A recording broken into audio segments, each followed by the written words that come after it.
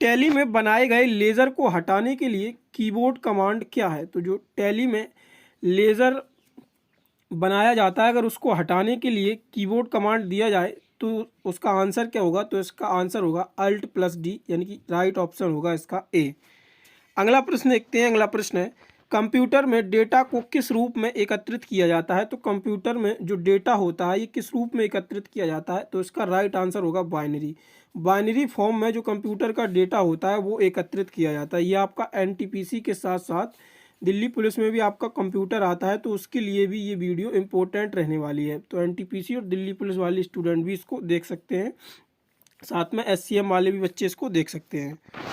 अगर इसमें हम प्रोग्रामिंग लैंग्वेज की बात करें तो तीसरा प्रश्न है, प्रोग्रामिंग लैंग्वेज जावा को डैश द्वारा विकसित किया गया है? तो प्रोग्रामिंग लैंग्वेज जो जावा है ये किसके द्वारा इसको विकसित किया गया है? तो इसका राइट आंसर होगा जेम्स ग्लेसिंग। जेम्स ग्लेसिंग के द्वारा जो प्रोग्रामिंग लैंग्वेज जावा है इसको विकसित किया गया है। अगला प्रश्न है फुल फॉर्म से संबंधित, एचटीटीपी का पूर्ण रूप क्या होता है? तो एचटीटीपी का जो पूर्ण रूप होता है वो आपका होता है हाइपर टेक्स्ट ट्रांसफर प्रोटोकॉल। ये आपका एचटीटीपी का फुल फॉर्म होता है। तो फुल फॉर्म आपके इंपॉर्टेंट्स हैं। पिछले जो प्रैक्टिस सेट हुए थे उनमें आपने देखा होगा, या जो आपके पीवाईक्यूज पूछे गए थे उनमें हर सेट में अगर कंप्यूटर से प्रश्न बन रहा था तो 60% चांस थे कि फुल फॉर्म से ही प्रश्न बने। तो इम्पोर्टेंट फुल फॉर्म का जो पीडीएफ था वो हम आप लोगों को टेलीग्राम चैनल पर पहले ही प्रोवाइड करा चुके हैं। अगला प्रश्न देखते हैं। अगला प्रश्न है, यूआरएल का अर्थ क्या है? तो यूआरएल का अर्थ क्या होता है? तो इसका राइट आंसर होगा यूनिफॉर्म रिसोर्स लोकेटर जो होता है ये यूआरएल का अर्थ होता है। अगला है, एक्सेल एसएमएस 2010 की वर्कबुक में डिफ़ॉल्ट रूप से कितनी वर्कशीट मौजूद होती हैं? तो जो एमएस एक्सेल ऑफिस 2010 होता है इसमें डिफ़ॉल्ट रूप से कितनी वर्कशीट मौजूद होती हैं? तो इसका जो राइट आंसर होगा उसका राइट आंसर होगा 3। 3 जो होती है वो डिफ़ॉल्ट रूप से वर्कशीट मौजूद होती है। दूर संचार क्षेत्र में आईएसपी का अर्थ क्या होता है? तो आईएसपी का पूर्ण रूप क्या होता है? तो इसका राइट आंसर क्या होगा? इसका राइट आंसर होगा इंटरनेट सर्विस प्रोवाइडर, जो ये आपका आईएसपी का पूर्ण रूप होता है। कंप्यूटर प्रोग्रामिंग में त्रुटि को क्या कहा जाता है? तो कंप्यूटर प्रोग्रामिंग में जो त्रुटि आ जाती है उसको हम किस रूप से जानते हैं? तो उसको हम बग के रूप में जानते हैं। अगला प्रश्न आता है, इनमें से कौन सी कंप्यूटर की विशेषता नहीं है? स्पीड, एक्यूरेसी, डेटा स्टोरेज और इंटेलिजेंस क्वेश्चन। तो कंप्यूटर की विशेषता कौन सी नहीं है? तो स्पीड तो कंप्यूटर की विशेषता है, एक्यूरेसी भी है और डेटा स्टोरेज भी कंप्यूटर की विशेषताएं हैं। और जो इंटेलिजेंस क्वेश्चन होता है ये कंप्यूटर की विशेषता नहीं है। तो इसका राइट आंसर क्या होगा? तो इसका राइट आंसर जो होगा वो होगा ऑप्शन डी। अगला प्रश्न आता है, टेलीफोनिक के संदर्भ में एडीएसएल का पूर्ण रूप क्या है? तो एडीएसएल का पूर्ण रूप क्या होता है? तो इसका जो पूर्ण रूप होता है वो एसिमेट्रिकल डिजिटल साइबर लाइन, ये आपका एडीएसएल का पूर्ण रूप होता है। अगला प्रश्न देखते हैं। अगला प्रश्न देखें उससे आप लोगों को बता दें, अगर आप लोग स्टैटिक जीके में परेशान हो रहे हैं तो हम आप लोगों के लिए स्टैटिक जीके का वन स्टॉप सॉल्यूशन लेके आए हैं, जिसकी लिंक जो है ई बुक की वो आपको डिस्क्रिप्शन में मिल जाएगी। आप किसी भी एग्जाम्स की तैयारी कर रहे हैं, एसएससी, रेलवे और जो अन्य डिफेंस या स्टेट पुलिस के एग्जाम्स हैं उनमें जिनमें भी एसएस स्टैटिक जीके आता है उसके लिए आप इसे परचेज कर सकते हैं। इसका लिंक डिस्क्रिप्शन में मिल जाएगा। इसका प्राइस जो है वो मात्र 49 रुपये रखा गया है। अगला प्रश्न देखते हैं। अगला प्रश्न है, निम्न में से कौन सा एंटीवायरस सॉफ्टवेयर है? तो एंटीवायरस सॉफ्टवेयर कौन सा है निम्न में से? तो उसका राइट आंसर क्या होगा? तो इसका राइट आंसर होगा नॉर्टन जो होता है, ये नॉर्टन होता है जो ये आपका एक एंटीवायरस सॉफ्टवेयर है। अगला प्रश्न देखते हैं। अगला प्रश्न है, निम्नलिखित में से कौन सा एक इनपुट डिवाइस नहीं है? Light pen, plotter, track ball, touch screen. तो इनमें से इनपुट डिवाइस नहीं है। तो इसका राइट आंसर जो होगा ये आपका होगा प्लॉटर। प्लॉटर ये इनपुट डिवाइस नहीं है। बाकी लाइट पेन, ट्रैक बॉल और टच स्क्रीन ये तीनों के तीनों जो है ये आपके इनपुट डिवाइस हैं। अगला प्रश्न आता है, इंटरनेट तक पहुंचने के लिए निम्नलिखित में से किसकी आवश्यकता होती है? तो इंटरनेट तक पहुंच बनाने के लिए जो आवश्यकता होती है ये आपको यूनिक आईपी एड्रेस, यानी कि जो यूनिक आईपी एड्रेस होता है इसकी आपको आवश्यकता पड़ती है। तो इसका राइट आंसर क्या होगा? ऑप्शन ए इसका राइट आंसर है। अगला प्रश्न है, पेरिफेरल इनपुट आउटपुट में कितने आउटपुट सोर्स होते हैं? तो 256 जो होते हैं ये आपके इनपुट आउटपुट सोर्स होते हैं पेरिफेरल डिवाइस में। अगला प्रश्न आता है, निम्नलिखित में से कौन सा एक कंप्यूटर का घटक नहीं है? Memory, CPU, ALU, paper. तो यहाँ पे आप आसानी से एलिमिनेट कर सकते हैं, कंप्यूटर का एक घटक नहीं है, तो इसका राइट आंसर होगा पेपर। ये कंप्यूटर का घटक नहीं है, बाकी CPU, ALU और मेमोरी ये आपके कंप्यूटर के घटक है। CPU यानी कि सेंट्रल प्रोसेसिंग यूनिट, ALU यानी कि अर्थमेटिकल लॉजिकल यूनिट, जितने भी एडिशन सब्ट्रैक्शन यानी कि मैथ रिलेटेड चीज़ें होती हैं वो ALU पर ही बेस्ड होती हैं। अर्थमेटिकल लॉजिकल यूनिट इसका फुल फॉर्म होता है। अगला प्रश्न आता है, कंप्यूटर पर दूरस्थ लॉगिन की सुविधा को क्या कहा जाता है? तो कंप्यूटर पर जो दूरस्थ लॉगिन की सुविधा होती है इसको क्या कहा जाता है? तो इसको टेलनेट के रूप में हम जानते हैं। FTP आपको पता ही होगा, फाइल ट्रांसफ़र प्रोटोकॉल होता है, और HTTP मैंने अभी आपको ऊपर ही बताया, हाइपर टेक्स्ट ट्रांसफ़र प्रोटोकॉल, ये आपका HTTP का फुल फॉर्म होता है।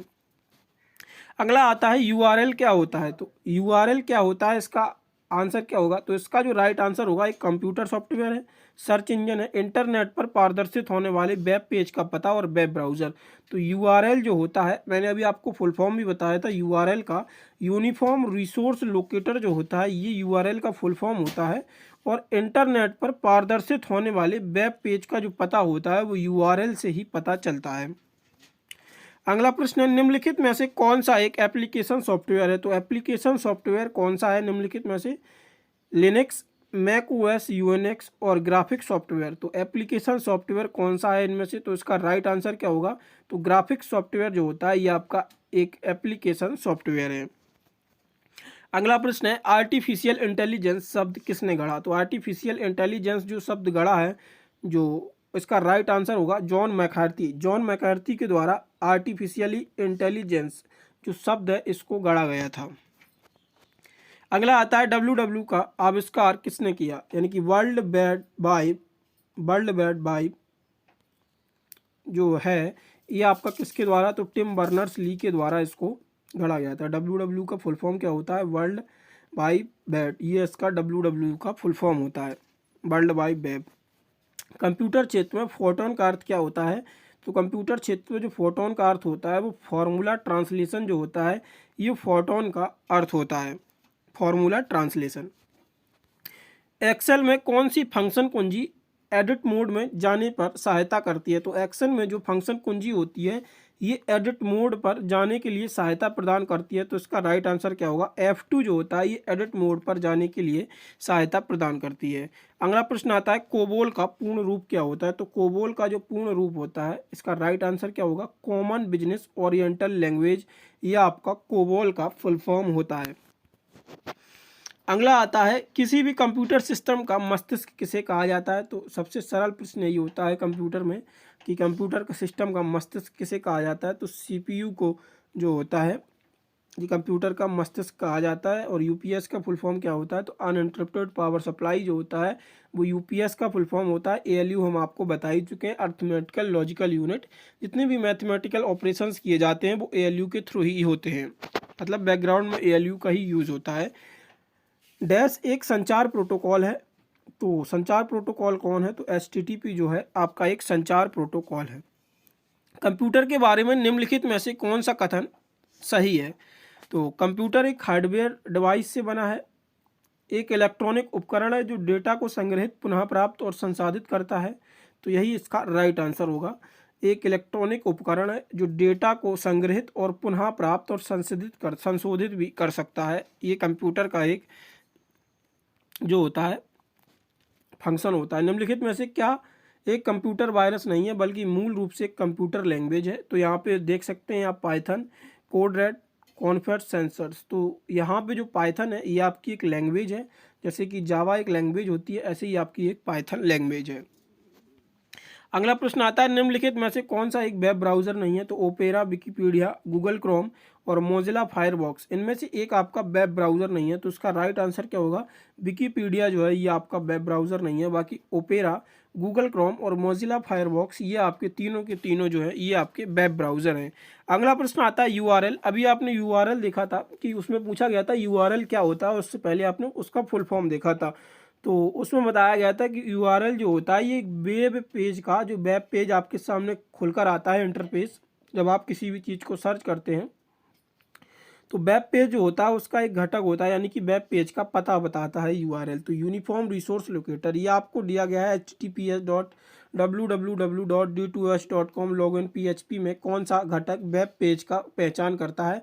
तो इसमें जो घटक है जो वेब पेज की पहचान करता है ये login.php जो है ये आपका URL का पथ होता है और इसी से हमें वेब पेज की पहचान पता चलती है।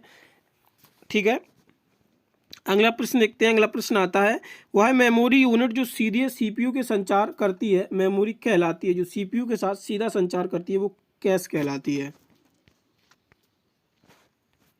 CPU में कंट्रोल यूनिट का कार्य क्या होता है। तो CPU में जो कंट्रोल यूनिट का कार्य होता है वो तर्क संचालन करने के लिए ये कंट्रोल यूनिट का कार्य होता है। अगला आता है संकलन द्वारा बताई जा सकने वाली त्रुटियां कौन सी हैं। तो संकलन द्वारा जो बताई जा सकने वाली त्रुटियां होती हैं ये आपकी वाक्य विन्यास त्रुटि जो वाक्य विन्यास त्रुटि होती हैं ये संकलन के द्वारा बताई जा सकती हैं। विषम पदों का चयन करिए। इंटरनेट, लिनक्स, यूनिक्स और विंडोज़। तो ये आपके एक सेम है विंडोज़, यूनिक्स और ये इंटरनेट आपका एक विषम पद है। निम्नलिखित में से कौन सा एक आंतरिक डॉस कमांड नहीं है। तो आंतरिक डॉस कमांड कौन सा नहीं है। तो एक तो आपका RD हो गया, ये समय, प्रारूप, प्रकार। तो ये समय जो है ये आपका डॉस कमांड नहीं है। तो इसका राइट आंसर क्या होगा, ऑप्शन नंबर बी। अगला प्रश्न आता है निम्नलिखित में से किसकी भंडारण क्षमता सबसे अधिक है। तो भंडारण क्षमता सबसे अधिक किसकी है। तो इसका राइट आंसर होगा फ्लॉपी डिस्क। मतलब स्टोरेज की जो क्षमता होती है ये सबसे ज़्यादा किस में है, इन चार ऑप्शनों में से ये पूछा गया है। तो फ्लॉपी डिस्क जो होता है इसकी स्टोरेज क्षमता सबसे अधिक होती है। अगला प्रश्न आता है VSAT का पूर्ण रूप क्या होता है।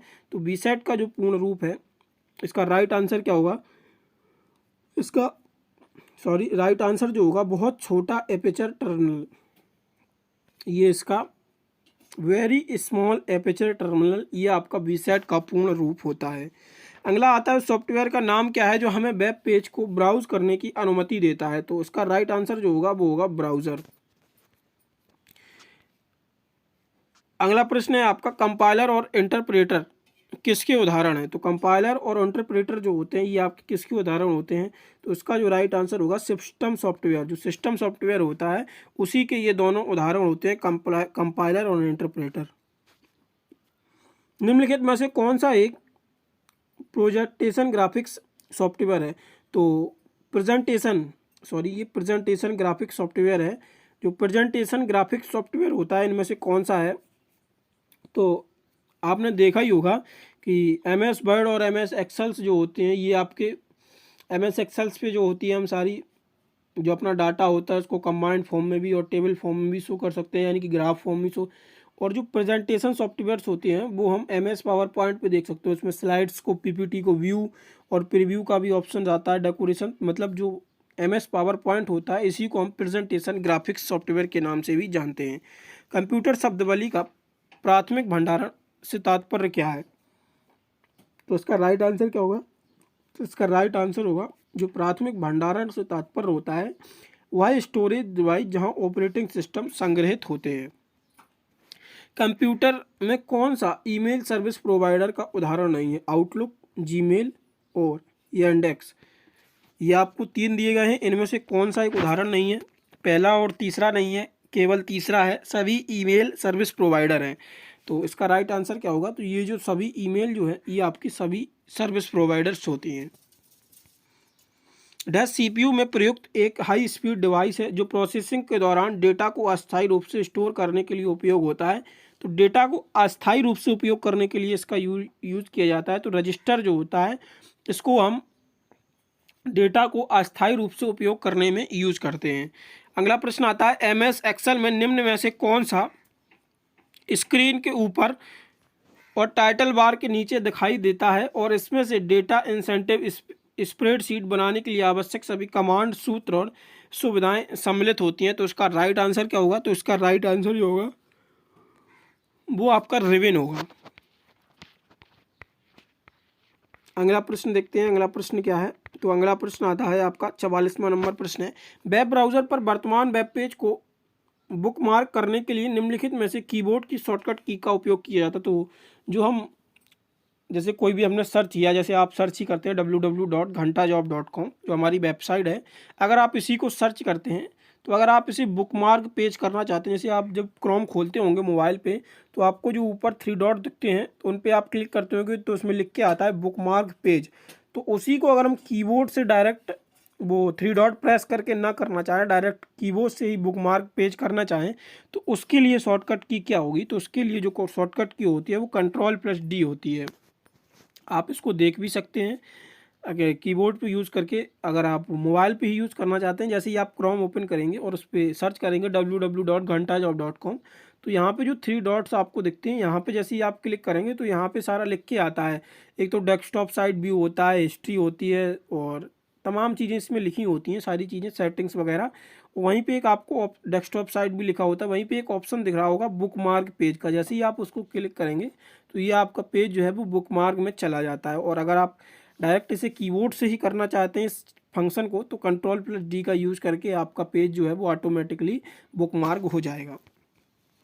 वेब ब्राउज़र में निम्नलिखित में से कौन सा वेब पेजों का डिस्प्ले करने के लिए जिम्मेदार है, तो वेब ब्राउज़र में जो वेब पेजों को डिस्प्ले करता है ये कौन होता है, तो ये जो रेंडरिंग इंजन होता है ये आपका वेब पेजों को डिस्प्ले करने के लिए जिम्मेदार होता है।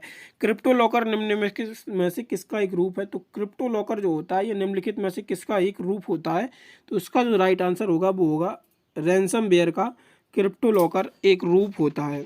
अगला प्रश्न आता है, डैश आपका लॉगिन नाम, पासवर्ड और अन्य संवेदनशील जानकारियाँ प्राप्त करने के लिए आपको पीसी पर आपके द्वारा टाइप की जाने वाली हर चीज़ का रिकॉर्ड करता है।